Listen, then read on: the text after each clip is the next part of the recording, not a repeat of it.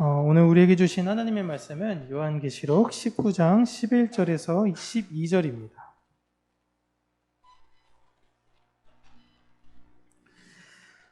요한계시록 19장 11절에서 12절 우리 함께 한 목소리로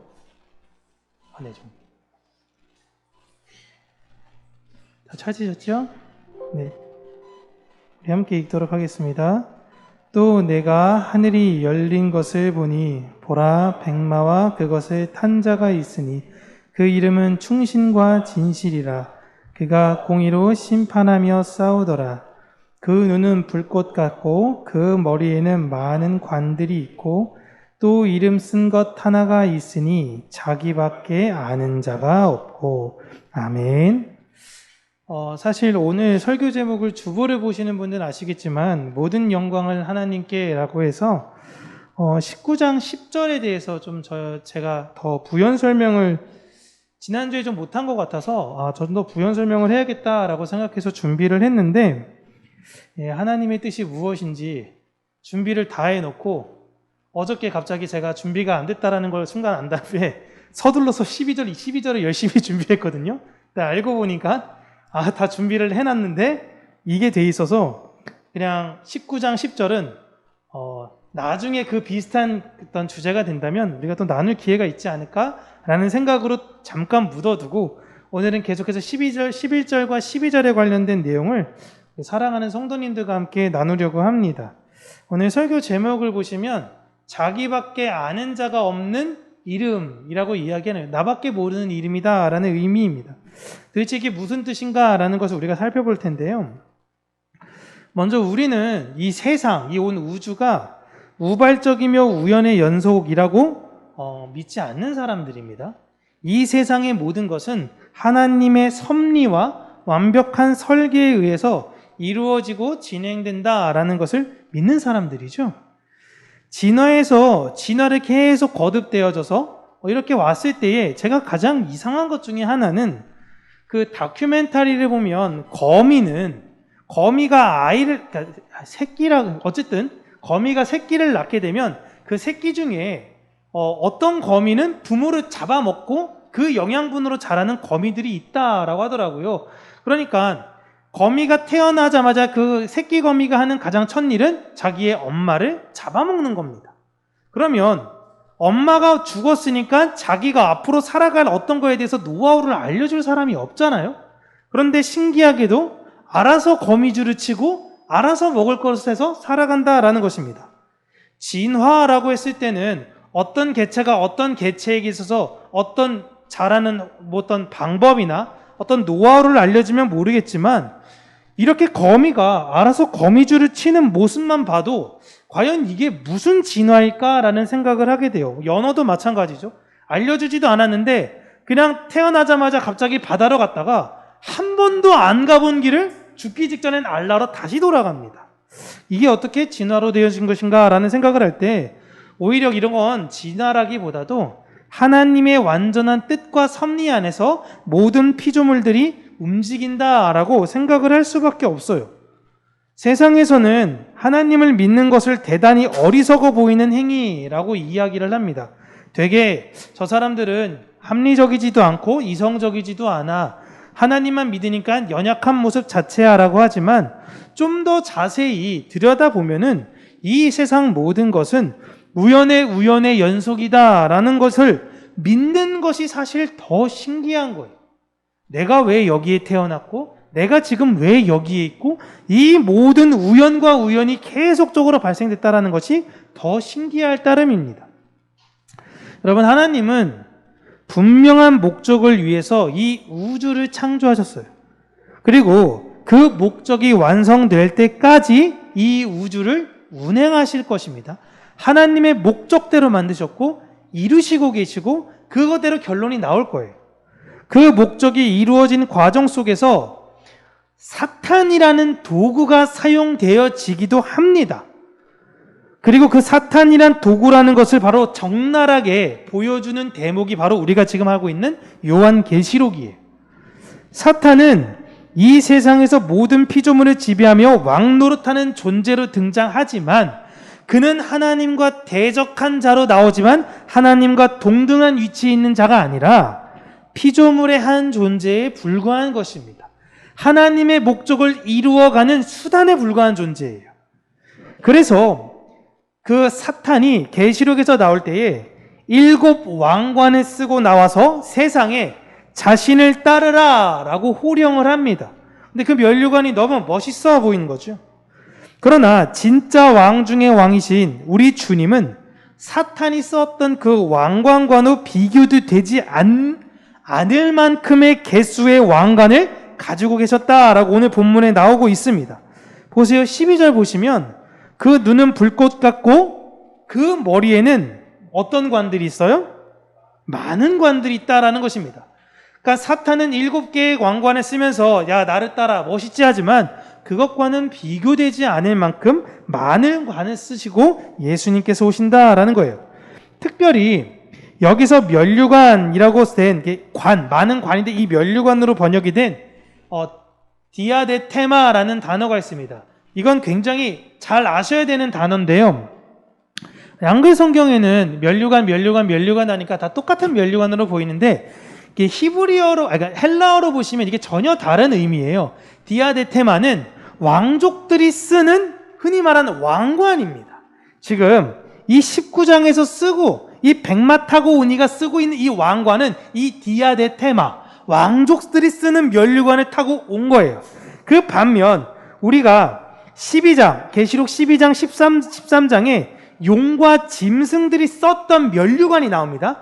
똑같은 면류관이니까 같은 인물인가? 라고 착각할 수 있고 같은 건가라고 오해될 수도 있는데 그게 아니에요.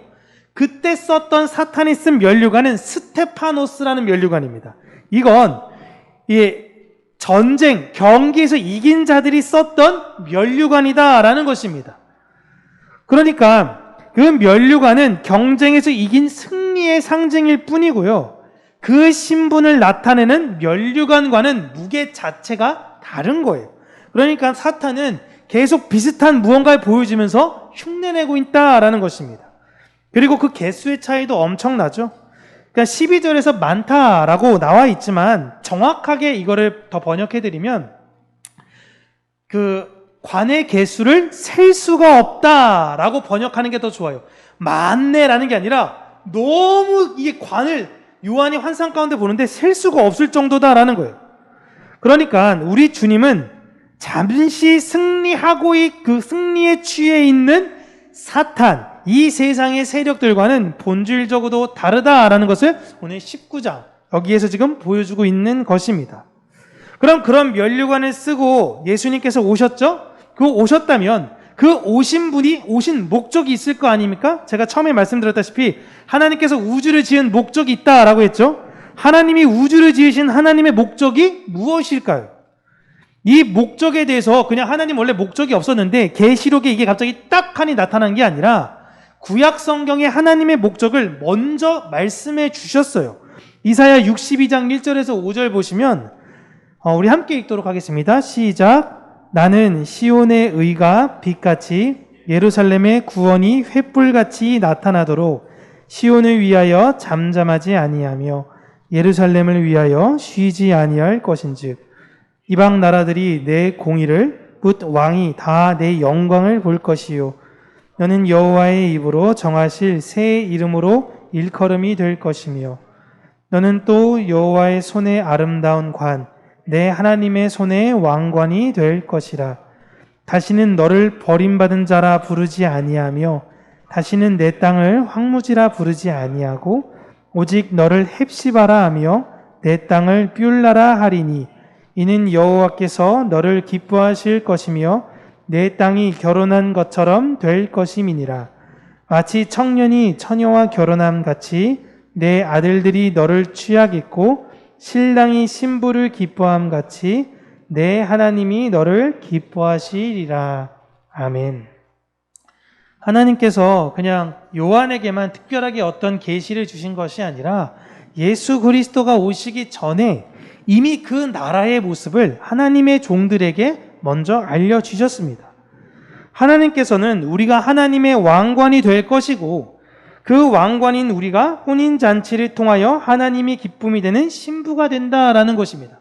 그렇다면 먼저 그 신랑께서 우리를 약혼하기 위해서 한번 오셔야 되는 거잖아요. 그게 예수님의 초림인 것입니다. 그리고 이번에 예수님께서 오신 것은 예수님의 완전한 재림인 거예요. 그로써 이제 이루어지는 게 무엇이냐면 완전한 혼인잔치가 이루어질 것이다 라고 이미 이사야서에서 이야기를 하고 있는 것이에요. 그러니까 하나님의 목적을 구약에 이미 말씀하셨고 그 말씀을 다시 요한을 통해서 갱신하고 계신 것입니다. 그렇게 우리가 바로 하나님의 신부고 하나님의 면류관인 것이고 우리를 그렇게 만드시는 것이 하나님의 목적이다라고 이사야서, 계시록에서 말씀하고 있는 거예요. 성경이 다 이야기예요. 우리를 하나님의 신부로 만드는 것, 우리를 그 의의 면류관으로 만드는 것이 하나님의 목적이신 것입니다. 그 하나님의 목적을 위해서 하나님은요, 이 온 우주를 만드신 거예요. 너무 번거로워 보이지 않습니까? 우리를 위해서 하늘에 눈을 들어서 별을 보시면 지금 우리야 최근에 들어서 중국이 지금 전력난에 시급해 하늘이 맑아졌다라고 하지만 그래도 서울에서는 여전히 별이 잘 보이지 않잖아요. 하지만 조금만 어두운 데 갔을 땐 별이 엄청 많습니다. 그 별이 왜 이렇게 많을까요? 은하가 수조억 개, 얼마인지 셀 수도 없대요. 왜 하나님은 그렇게 만드셨을까? 그러니까 세상 사람들은 궁금한 거예요.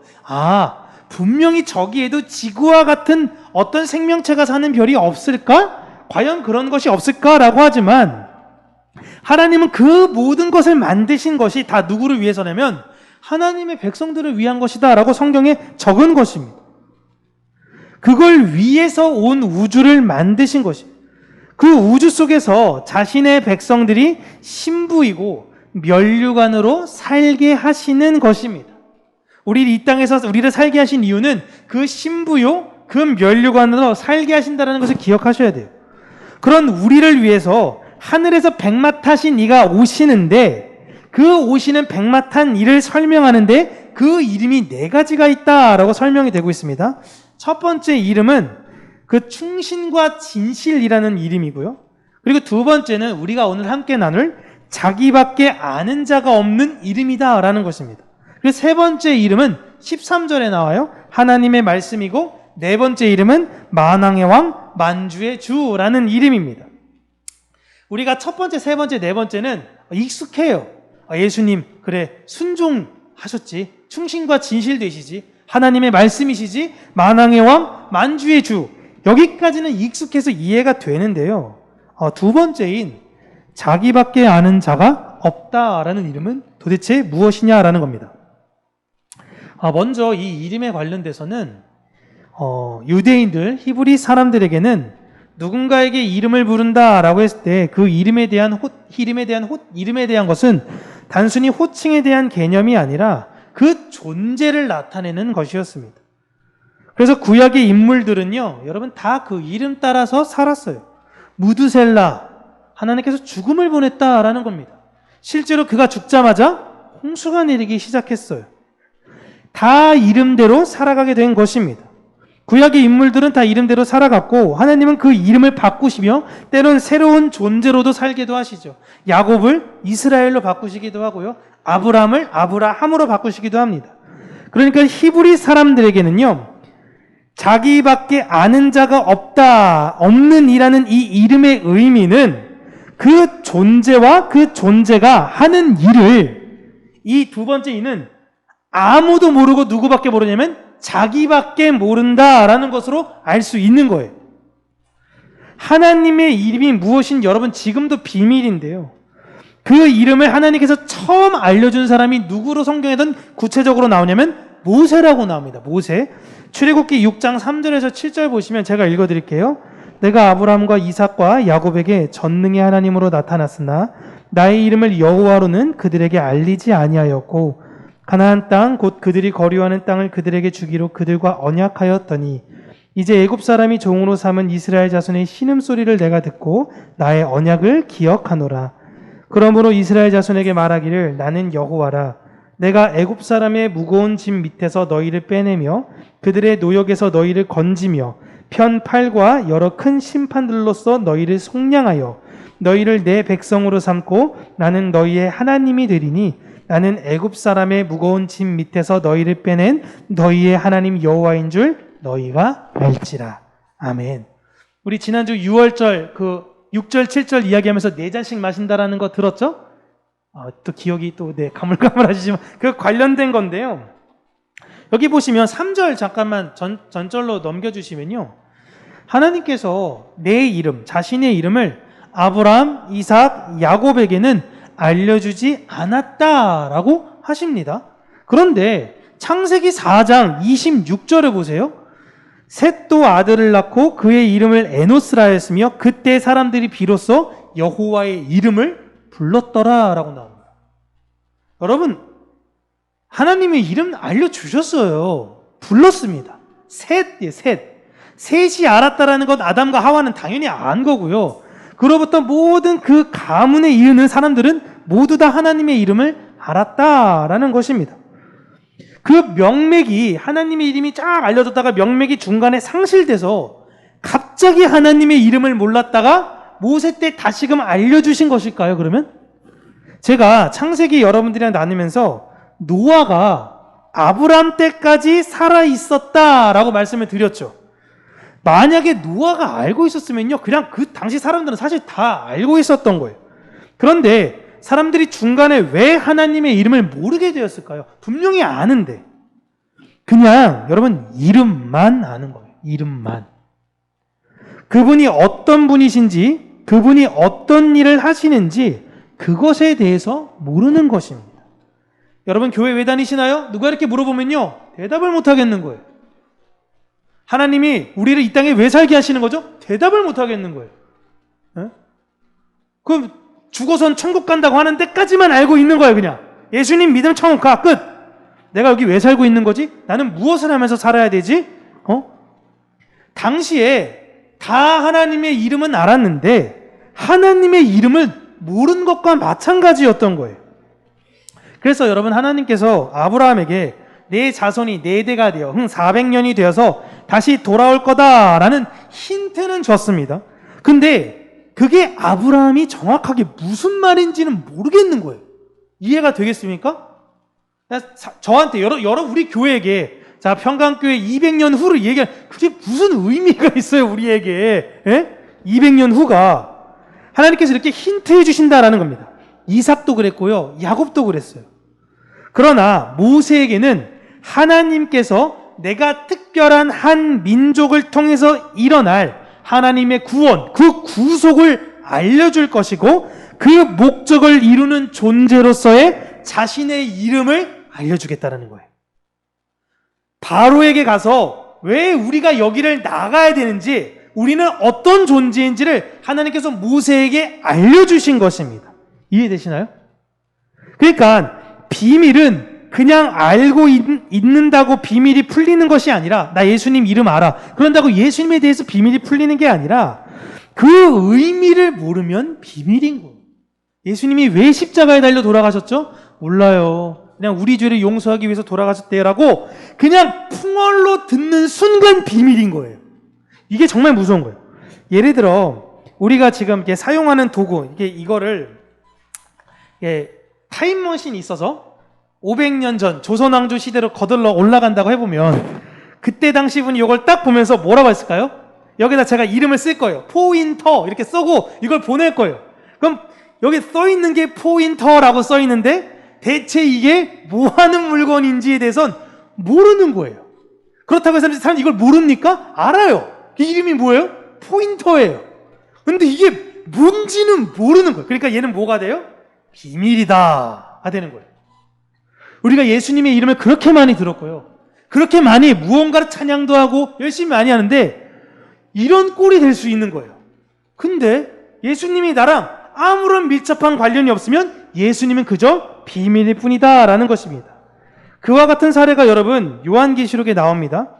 요한계시록 17장 5절 보시면 그의 이마에 이름이 기록되었으니 비밀이라, 큰 바벨론이라, 땅의 음녀들과 가증한 것들의 엄이라 하였더라. 여기 보시면 많은 물 위에 앉은 그 음녀의 이름에 이름이 기록이 되어 있는데요, 큰 바벨론 땅의 음녀들의 가증한 것의 엄이다 라고 적힌 거예요. 적혔어요. 그런데 그게 무슨 뜻인지를 모르겠으니까 그게 뭐예요?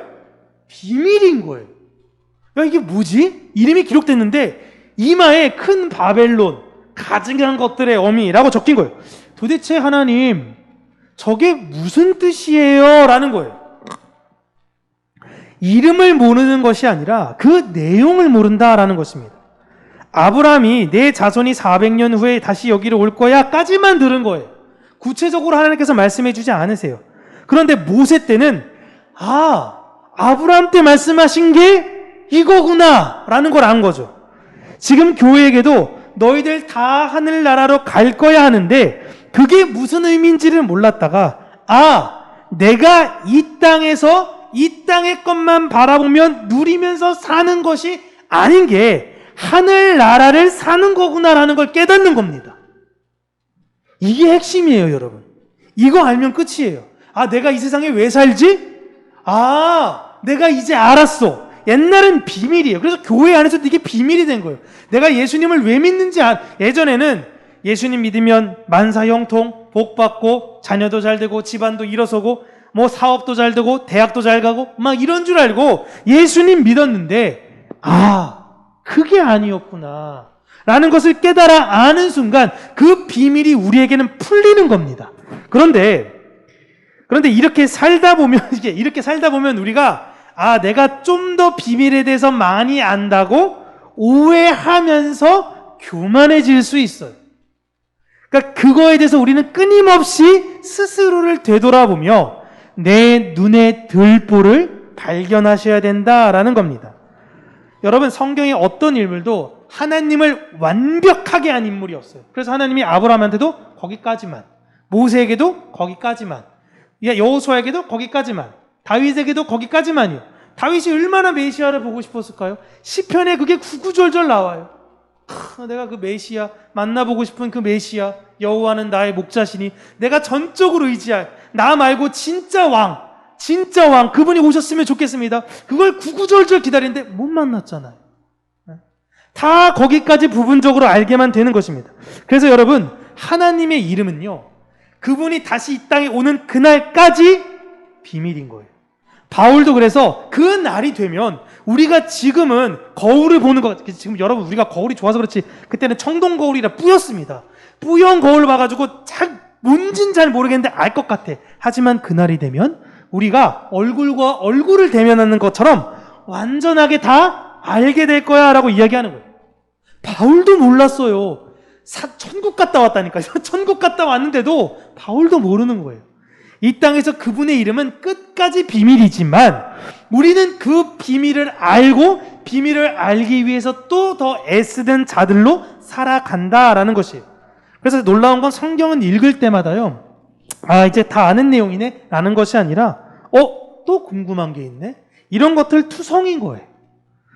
그렇게 이런 고백으로 하나님, 내가 진짜 비밀이 뭔지 알았습니다. 그러면 그 비밀을 안 자답게 이 세상에서 살겠습니다 라는 자의 고백에서는 하나님, 내 인생이 왜 이런 거죠? 왜 나는 이렇게 어렵게 사는 거지? 저 사람은 예수님 아닌데도 저렇게 잘 사는데, 저 사람들은 저렇게 행복하게 놀러 다니고 행복하고 너무 즐거워 보이는데 왜 난 이렇게 지지리궁상으로 살아야 되죠? 이런 말을 하는 것이 아니에요.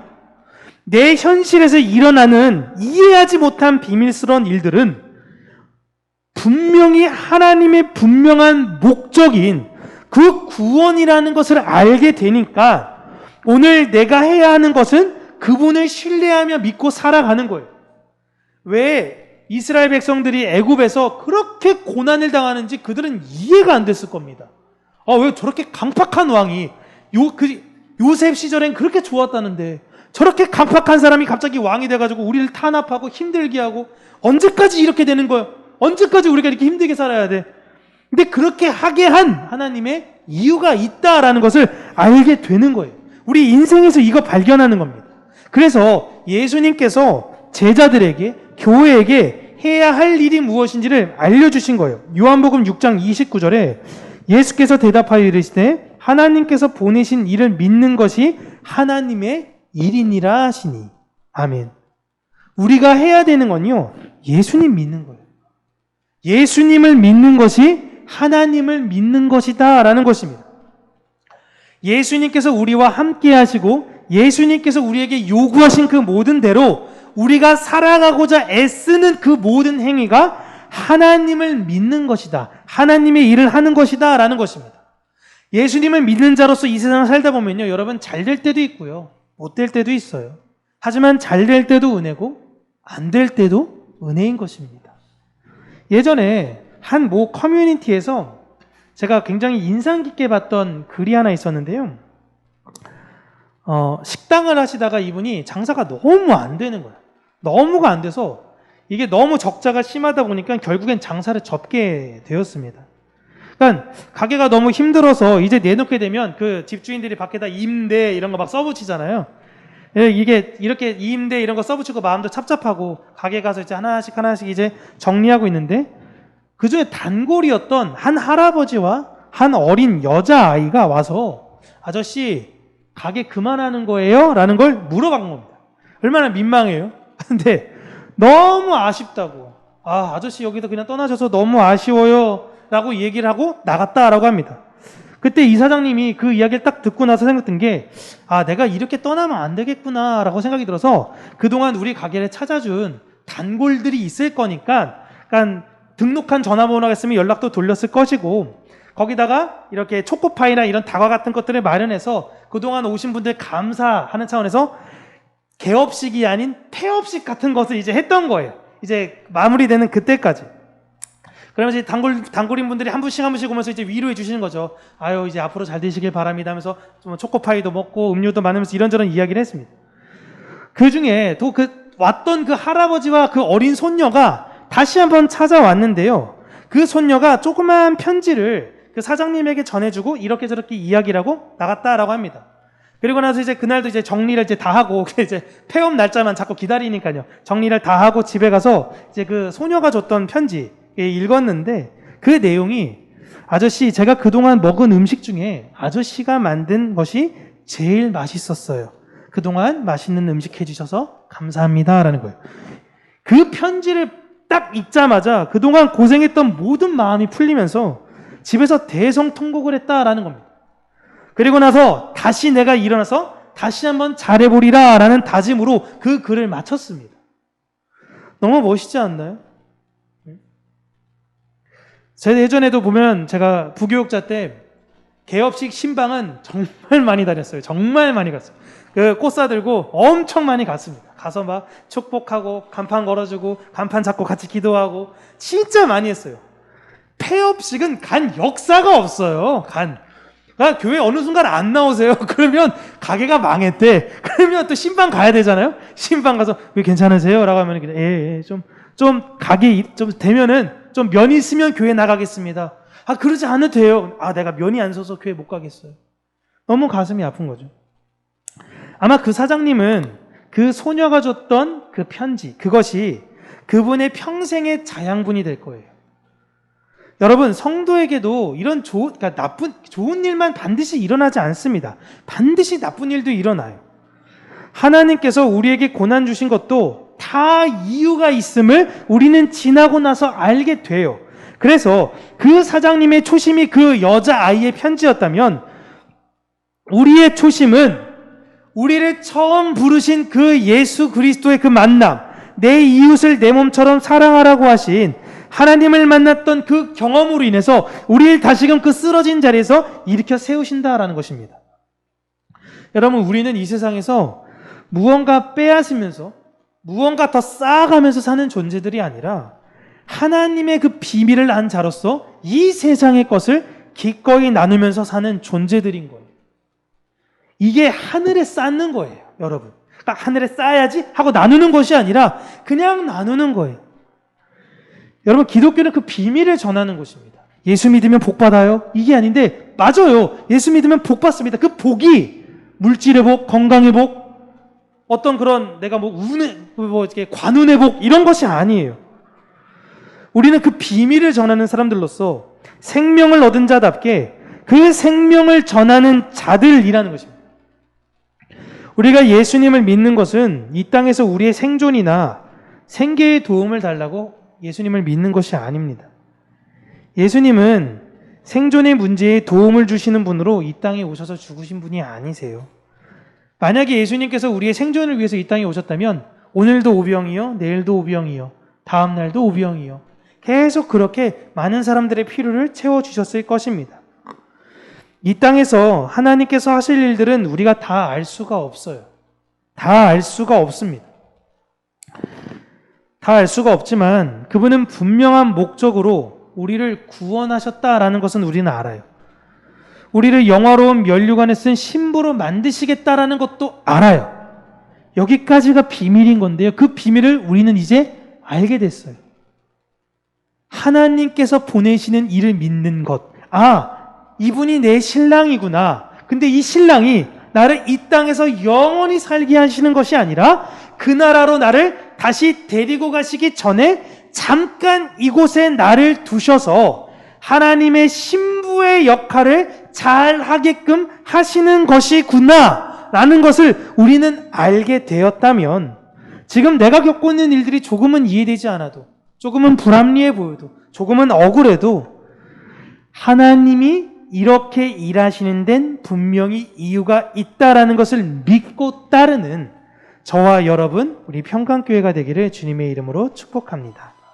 기도하겠습니다. 하나님, 우리가 하나님의 이름을 다 알 수는 없지만 그리고 하나님께서 일하시며 이루실 일들을 우리가 겪으면서 다 알 수는 없지만 분명히 우리를 그 완성으로 이끄신다라는 것을 우리가 신뢰합니다. 오늘도 때로는 나에게 닥친 일들, 내가 겪는 어려움들, 아픔들, 상처들 너무나 많이 있지만 이 상처가 우리를 죽이는 것이 아니라 우리를 다시금 살리는 그 자양분이 될 거라는 것 또한 우리가 믿기를 원합니다. 우리의 믿음을 더욱더 견고케 하여 주시고 우리의 믿음을 더욱더 강건케 하여 주셔서 이 세상을 살아갈 때 세상을 부러워하며 세상의 것을 추구하고 하나라도 더 세상의 것을 빼앗으면서 아둥바둥 사는 자들이 되는 것이 아니라 하늘을 바라보며 하나님의 영광을 사모하며 믿음으로 살아가는 우리 평강교회 성도님들이 되게 하여 주시옵소서. 하나님의 신부로 우리의 면류관으로 그 완성되어질 그날을 소망하며 살기를 간절히 원하고 살아계신 예수님 이름으로 기도합니다. 아멘.